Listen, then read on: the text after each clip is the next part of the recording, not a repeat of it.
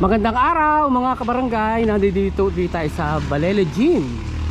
At hatid namin sa inyo ngayong araw na ito kasama ang sanggunian ng bagong update para sa ating Balele Gym. At may napansin lang ako this time. Ayan, inuumpisahan ng bubungan ng ating Balele Gym. Ayan, nakalatag na ang mga yero sa taas. Unti-unti na. At may malaking pagbabago dito sa ating firewall. Ayan ang ating firewall, ang likod ng stage ng ating Balele Gym. At nagkakaroon na ng hugis. So soon ay teka, pasukin natin ha, para may kaunting pagbabago. Ayan, may malaking pagbabago pala, hindi kaunti lang. Ayan. So, sandali lang, papasok lang tayo. At, ayan. Sir, sino ang spokesperson dito? Kayo pa rin? Okay, magandang umaga ho, sir. Gusto ko lang i-update ang ating mga kabarangay. Anong development na dito sa ating Balele Gym? Sa kasalukuyan patapos ng ating bubong, ongoing na ang paglalagay namin ng yero. Okay. So, how about yun hong likod? Yun hong firewall na tinatawag? Ongoing na rin na ating sintada.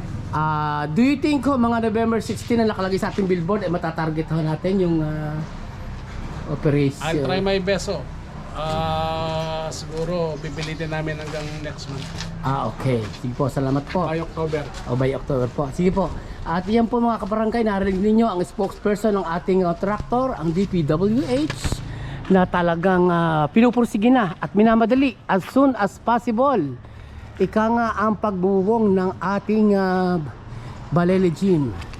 At inihanda na sa ating mga future events. Siyempre, September na. Bear months na. So, kailangan may pagbabago na nagaganap dito sa ating Balele Gym. At minababuti na nga, nilalagyan na ng mga... Sir, anong tawag niya, sir, sa ginagawa yan? Silan po, sir. Ha? Ano po ito? Gutter. Gutter, ayan. Kinakasan na rin yung gutter. Ayan, pagkatapos sinasabay na rin ang pagbububong.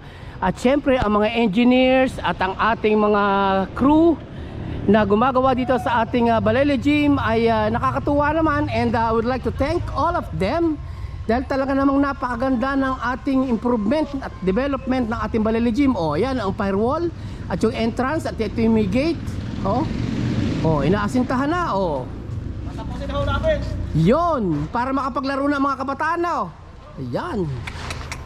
Ang ganda ng ating Balele Gym, ang luang. Pero hindi ko matatapos ito ba? Hindi biro ito. Laki nito. At syempre pa, may kaunting pagbabago dito sa may hagdan na ito ng entrance. Yung dating hindi nakasagad ay isinagad na rito. At lalagyan niya syempre ng bintana or salamin. Yung taas na yan. Para medyo may kaunting liwanag pag-araw. At sa gabi naman ay kung hindi ako nagkakamali, if not aircon ang ilagay dito, ay yung helipad. Parang sa simbahan, yung dalawang malaking electric fan na kala mo i-helicopter, no? So this time ay wag mo natin isipin yon. Ang importante matapos muna, kagaya nga nasabi ni sir, baka by October ay matarget nating matapos to, or nakalagay naman sa billboard naman talaga, at mahintayin natin ay November 16. So hintayin lang natin, huwag tayo mainip. At ginagawa naman talaga ng paraan ng ating mga contractor. And aside from being busy ng ating DPWH at ng ating mga crew na gumagawa dito sa ating Balele Gym, ay so far maganda naman talaga ang kahinat na nito. Kaya wag tayong maiinip at alalaon baga, coming soon ay makikita natin ang kabuuan nito.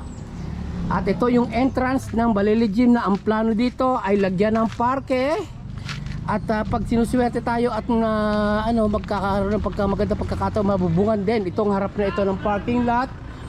At talaga ng mga kitang-kita naman sa billboard na ito pala talaga ang nababasa natin. So yan. Yan lamang po ang update natin for today's vlog dito sa ating Balele Gym. And see you on my next vlog again. And happy to see Balele Gym in a few months again.